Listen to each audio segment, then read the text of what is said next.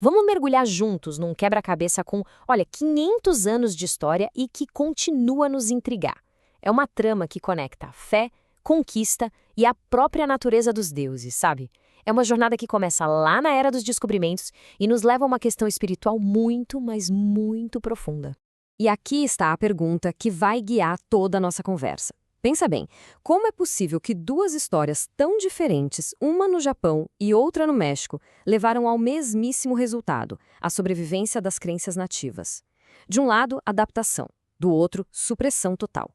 E ainda assim, algo sobreviveu. É esse o mistério que a gente começa a desvendar agora. Então vamos lá, para entender tudo isso a gente precisa voltar no tempo. Mais especificamente, para a Era dos Descobrimentos na Europa.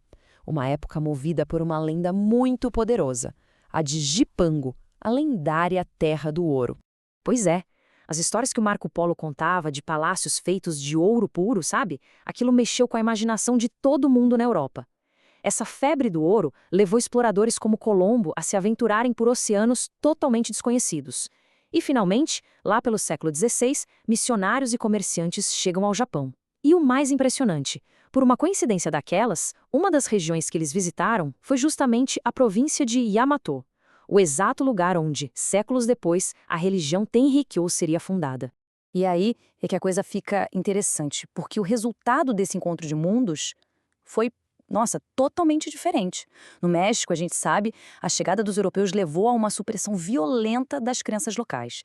Templos foram simplesmente demolidos para dar lugar a catedrais. Já no Japão, a história foi outra, foi de adaptação. O país já tinha uma tradição de absorver influências de fora de um jeito bem flexível. E um exemplo curioso disso, que a gente usa até hoje, são palavras como pão e botão. Elas vieram do português há 500 anos e mostram perfeitamente essa integração. Essa diferença toda nos leva direto para a primeira parte do nosso mistério, né? Se os resultados foram tão opostos, qual foi o segredo?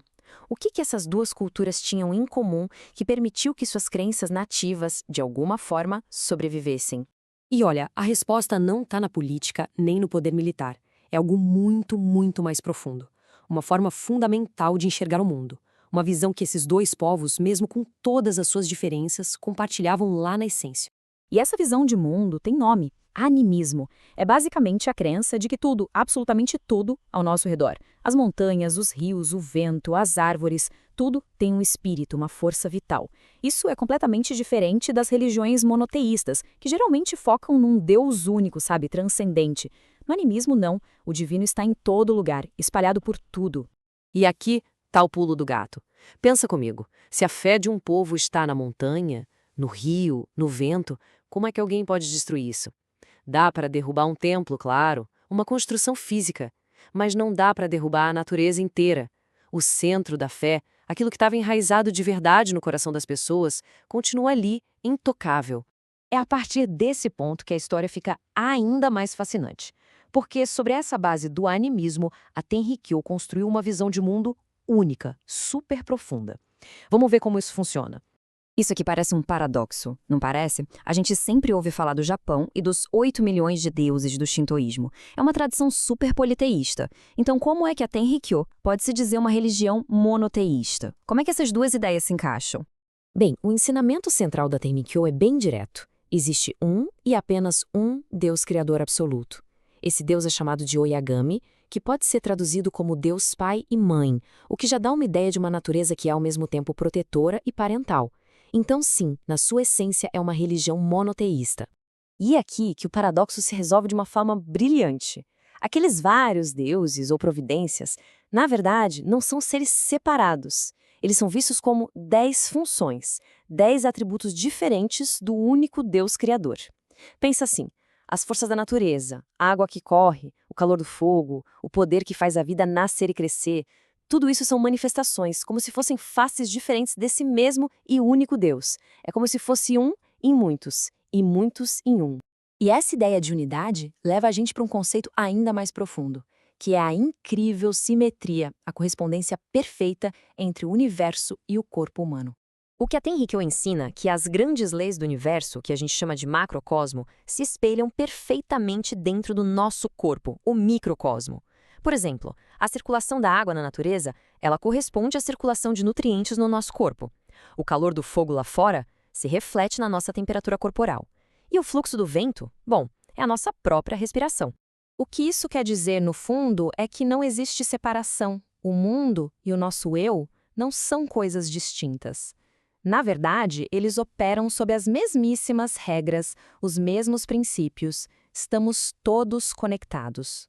E claro, quando se entende essa conexão tão profunda, a forma de ver a vida e a morte também muda completamente. Se transforma em algo, eu diria, muito mais poderoso e até reconfortante. Nessa visão, a alma é considerada eterna. A morte deixa de ser aquele fim trágico e passa a ser vista mais como um marco, sabe? Uma transição. A metáfora que se usa muito é a de tirar roupas velhas para vestir roupas novas. A vida é um ciclo que nunca se quebra, um ciclo que está sempre girando, sempre se renovando. Tem um verso que eu acho que captura esse sentimento de um jeito muito bonito. Sua forma não é visível, mas sua presença está lá. Quer dizer, mesmo que a forma física de alguém se vá, a essência daquela pessoa, o calor, a vida dela, tudo isso continua existindo. A presença dela pode ser sentida, sabe? No sopro do vento, na luz do sol, na bondade de alguém. E isso nos traz de volta ao começo da nossa jornada de 500 anos.